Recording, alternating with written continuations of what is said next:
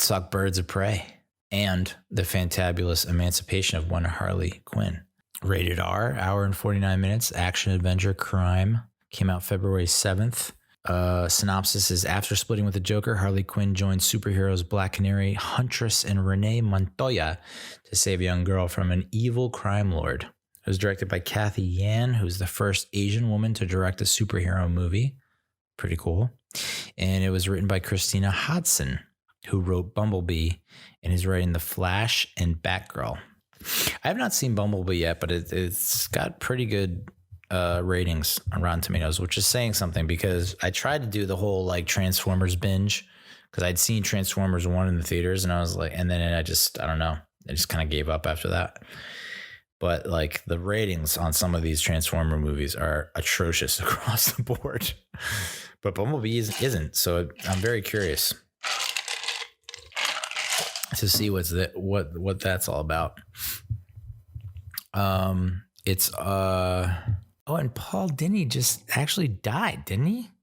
So the Harley Quinn character was created by a guy named Paul Dini, Dini and Bruce Timm, and Paul Dini just died. I'm now getting convinced that if I watch a movie and there's a person in it, that person will that will die soon thereafter. I think I curse people. I think I'm cursed. I am a black cloud. I'm a black cat. Black cats matter. Margot Robbie obviously is Harley Quinn. Rosie Perez is Renee Montoya, which was awesome casting. So glad that they got her.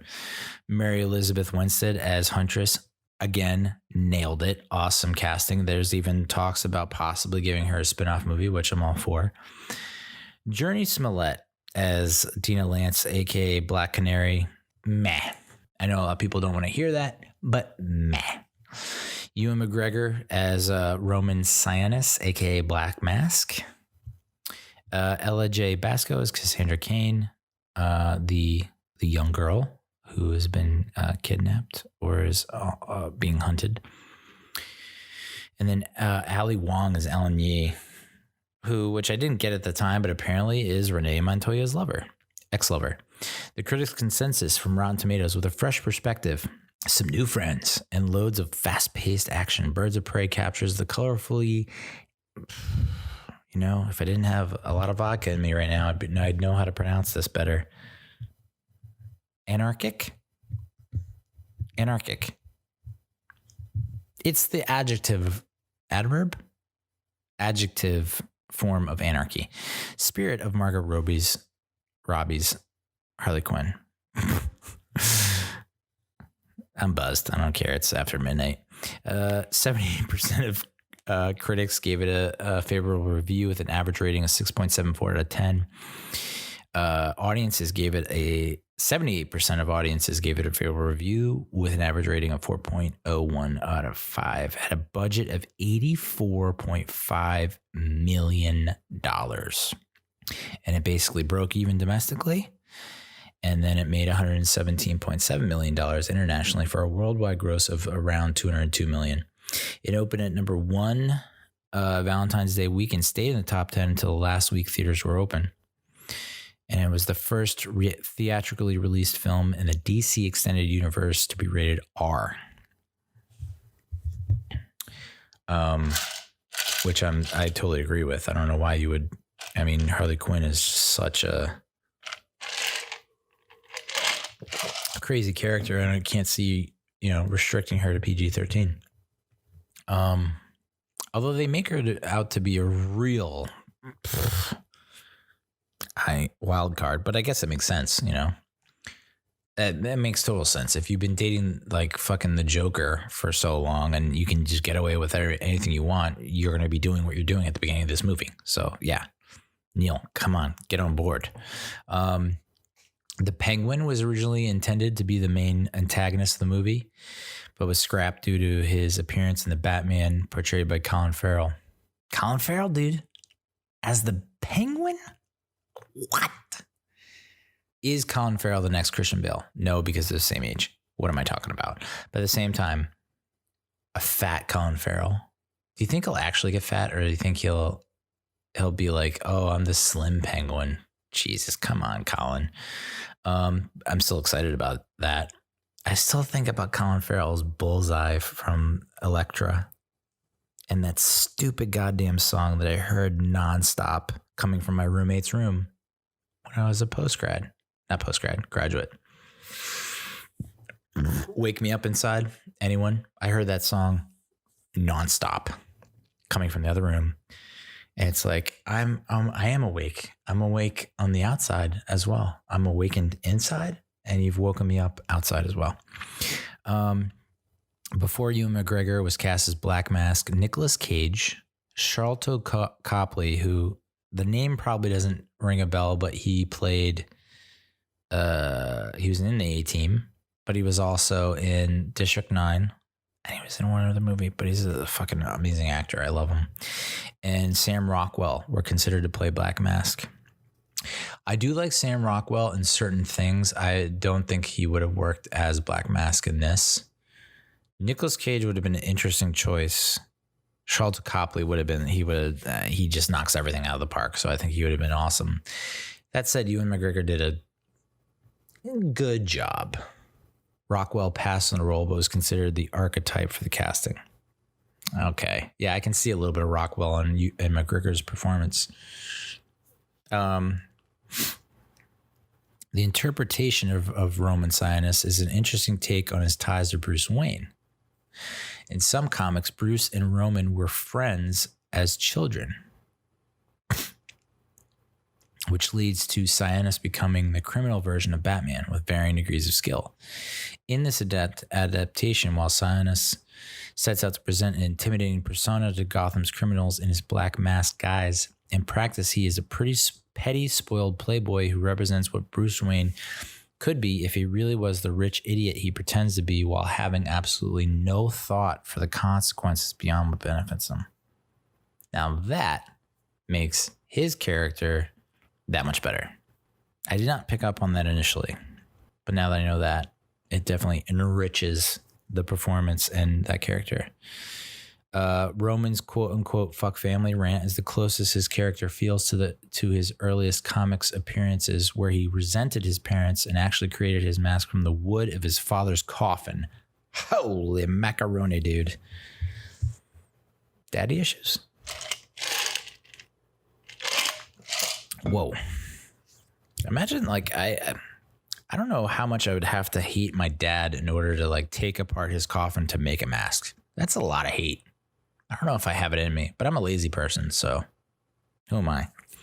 The egg sandwich that is made for Harley Quinn is not made with chicken eggs, but with duck eggs, as Margot Robbie is allergic to chicken egg whites. She gets migraines from them. I know that shouldn't be funny, but that is really funny. I don't know why that's funny. I don't know why I'm laughing, but it's just like, what? That is the most random factoid I think I've ever found in my life. I've never heard of that in my life.